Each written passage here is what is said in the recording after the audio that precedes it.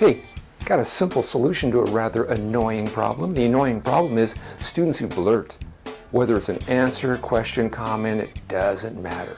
It interrupts, it's disrespectful, it's rude, and we really need to deal with it in an action-based way. Talking about blurters won't do you much good. I mean, you're in the middle of some lesson, student blurts out a response. Here's what doesn't work. Jeffrey, how many times have I told you not to blurt out answers? Because you know what? Kids are thinking the same thing. Yeah, how many times? What is that, 8 today? Do something about Jeffrey. So this is what I did.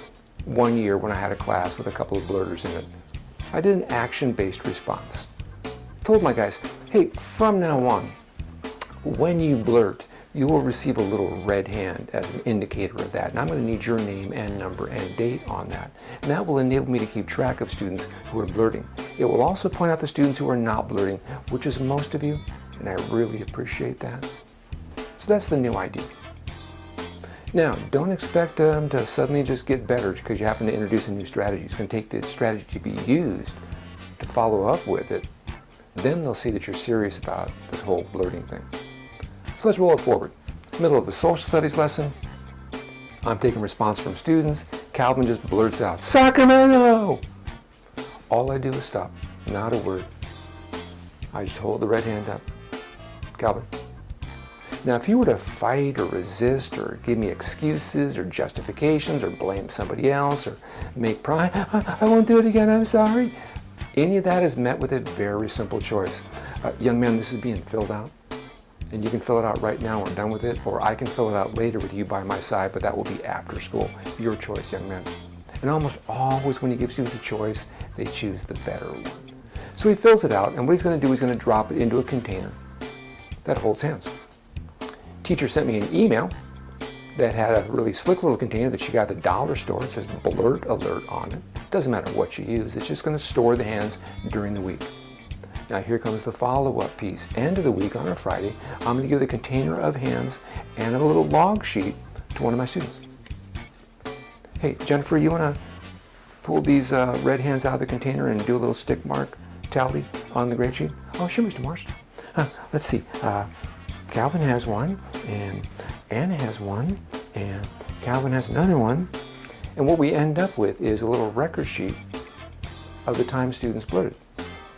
And what I'm going to do is find the students who have the most. There might be a couple of kids who have the most. And I'm going to take those red hands, staple them onto a little bulletin, and send it home for the folks to see. It's to be signed and brought back the next week. Hey, if my son brought home a bulletin with hands on it, I'd be thinking, hey, buddy boy, what don't you get? Says right here, red hand means blurting out an answer, not waiting to be called upon. Can we talk about that? And see, as a parent, you're giving me information to help my son become a better student, which most parents appreciate. Now, let me just say this. If you're going to have an intervention that deals with negative behavior, you want to always have a corresponding positive side to that. And there's no rush to do this. You got them all year.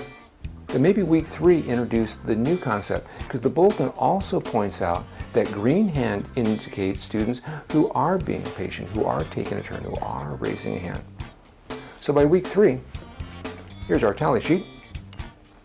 And look at all the kids who have not blurted out. Don't overlook that. Celebrate that.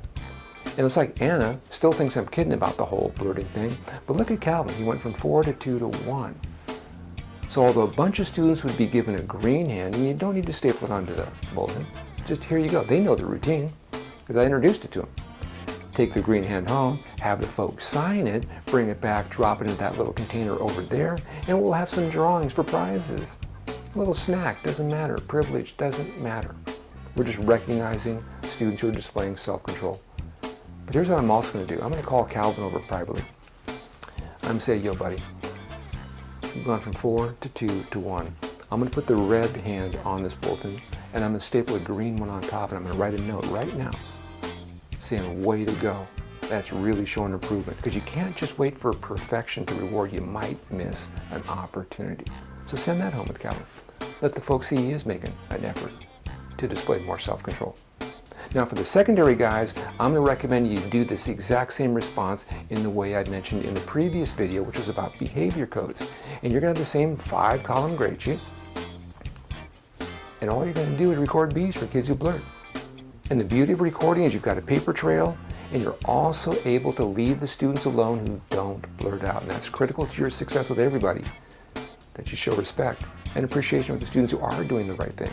But you also see which students you need to talk to. And I'll wrap up with this funny story. Doing a seminar one day, teacher came in while I was setting up and said, "Hey Rick, you got a second?" I said, "Oh sure." She goes, "That red hand thing, wow, blurting went away in 1 week." During that week, I had students who began to self-correct. "Oh yeah, we have to, I'm sorry." Boy, if you can get kids to self-direct, that shows self-direction, self-control, independence, all good stuff. But she said, the hand works so well for blurting and it went away so quickly, I became aware of another nuisance issue, students just wandering around the room inappropriately. She said, "Look, Rick, oh, wandering boy, yeah, wander over here, here you go." If you think about it, you could develop a whole discipline program with just an Allison Cup. Because the success of the strategies and programs I develop, they're all behavior specific. We want to keep track of the behavior that's slowing the student down. The old school thing, it was just keeping track of how many violations. But if the student's got 5 violations, but you haven't kept track of what they are, not going to do you a whole lot of good. Hey, thanks for watching. If you like what we're doing, little thumbs up, leave a comment. And again, I'm going to say this every time because I'm serious about it. Share these ideas with your fellow teachers. Help somebody else improve their classroom. Thanks for watching.